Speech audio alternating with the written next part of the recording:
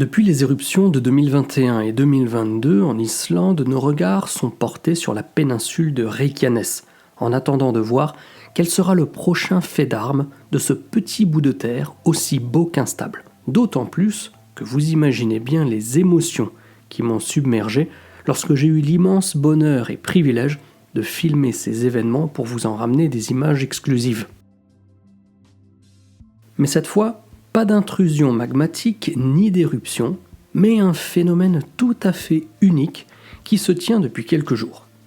Nous ne sommes plus vraiment au cœur de la péninsule de Reykjanes, mais on ne s'est pas trop éloigné pour autant. À 30 minutes de voiture de la capitale en direction du sud de l'île, la route principale passe entre les monts Hellisheiði et Hengitl. C'est grâce à Hengitl et son système volcanique que nous avons, entre autres, les sources chaudes assez connues de Hveragerði, ainsi qu'une centrale thermique hautement utile pour la gestion de l'énergie verte de l'île. Il y a quelques jours seulement, ce tronçon de route s'est soudainement mis à fumer. Par cette émanation de gaz, la température a rapidement atteint les 90 à 100 degrés, dans la lignée des températures que l'on retrouve sur les fumerolles de Geysir, Landmannalaugar, Kerlingafjöll et directement dans la péninsule de Reykjanes à Krýsuvík. Les équipes de sécurité routière ont même fait cuire du pain sur ces graviers. Ce gaz provient de magma qui se refroidit à quelques kilomètres sous nos pieds. L'émanation de gaz étant présente sur la route principale de l'île, l'enjeu majeur est de trouver une solution pour permettre au gaz de s'échapper en plus grande quantité et de manière contrôlée. De plus, l'heure tourne pour les équipes car la saison touristique va reprendre et la route sera beaucoup plus fréquentée. De mon côté, le voyage Islande de cette année est complet, mais pour les amoureux d'aventure et d'évasion pure, les inscriptions pour le voyage de l'année prochaine vont prochainement ouvrir et si vous désirez être averti dès que ce sera le cas, je vous invite à aller dans la description de la vidéo pour retrouver toutes les infos.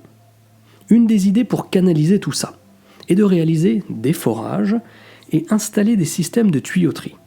Mais il demeure difficile d'appréhender la chose sans une vue complète du monde souterrain de cette zone et l'origine de ces fumerolles.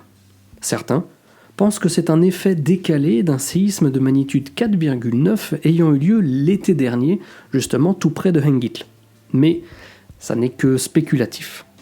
D'ailleurs, il y a un autre projet vert qui est en train de naître là-bas, avec une usine qui capterait du CO2 pour le mêler aux eaux usées de la capitale avant d'injecter le tout plusieurs centaines de mètres en profondeur dans le sol basaltique afin que le CO2 soit définitivement capté.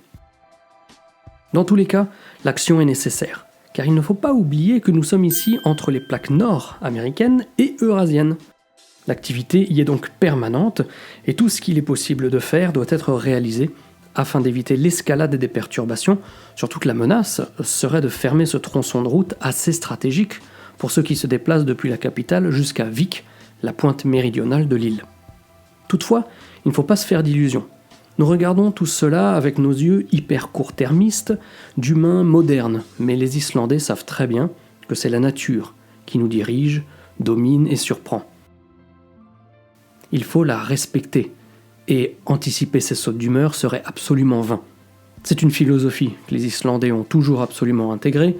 En même temps, pour être tout à fait honnête, au regard des forces en présence sur l'île, impossible de faire autrement.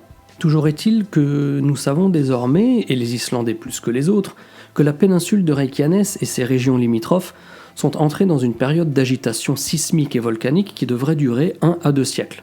Un clignement d'œil, à l'échelle de la Terre, une éternité pour nous. Si vous êtes des fidèles de la chaîne ou si vous faites partie de ceux qui ont voyagé en ma compagnie en Islande depuis 2018, vous savez que cette péninsule est la plus jeune partie de l'île et qu'on y retrouve 16 champs de lave créés par 5 énormes éruptions différentes, rien que pour celles ayant eu lieu il y a moins de 1200 ans. C'est donc dans un climat d'excitation et d'impatience que nous allons suivre les aventures de cette route passant au pied du mont Hellisheiði et de ce qu'elle nous réserve.